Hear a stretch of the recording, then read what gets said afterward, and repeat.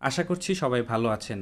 আইফোনের পাসওয়ার্ড যদি কখনো ভুলে যান, সেই ক্ষেত্রে আপনার আইফোনটিকে কিভাবে আনলক করতে পারবেন। আজকের ভিডিওতে আমি দেখাবো আপনার আইফোনের পাসওয়ার্ড ভুলে গেলে কিভাবে আইফোনটিকে আনলক করতে পারবেন একটি সফটওয়্যারের মাধ্যমে। আপনারা দেখছেন টেকনোলজি টাইমস। চলুন শুরু করি নতুন কিছু।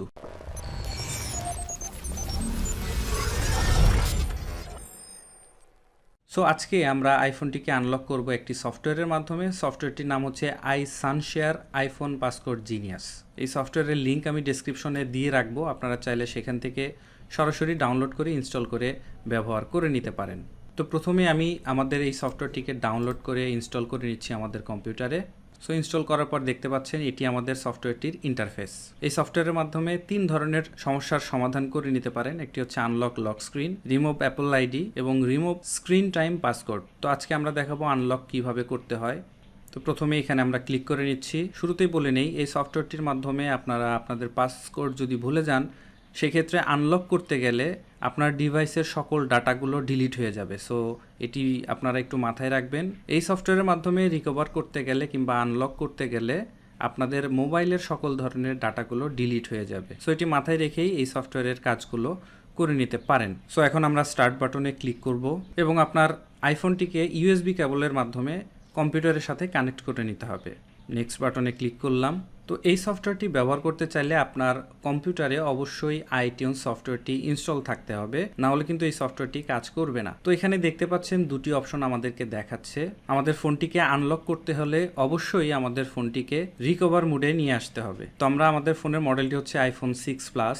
আপনার অন্য ডিভাইস হলে আপনি এই অপশনগুলো থেকে দেখে নিতে পারেন। তো এখন আমরা এখান থেকে রিকভারি মোডে আসার জন্য প্রথমে আইফোনটির পাওয়ার অফ করে দিব এবং একসাথে আমাদের পাওয়ার বাটন এবং হোম বাটন প্রেস করে ধরে থাকবো।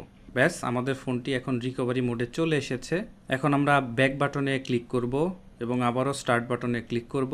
এখান থেকে আমরা আমাদের আইওএসের যে ভার্সনগুলো এখানে অ্যাভেলেবল সেখান থেকে সিলেক্ট করে একটি ডাউনলোড করে নিব। এর জন্য ডাউনলোড বাটনে ক্লিক করলাম। ডাউনলোড করতে একটু সময় নেবে, 10 থেকে 15 মিনিট সময় লাগতে পারে। তো আমরা একটু ওয়েট করছি। ওকে, সো আমাদের ডাউনলোড কমপ্লিট হয়েছে। আপনাকে আসলে কিছুই করতে হবে না, সব কিছু অটোমেটিক্যালি এখন এই সফটওয়্যার করে দিবে। এখন ভেরিফাই সাকসেস হয়েছে এবং আনলক অপশন দেখাচ্ছে। আমরা জাস্ট এই আনলক বাটনে ক্লিক করব।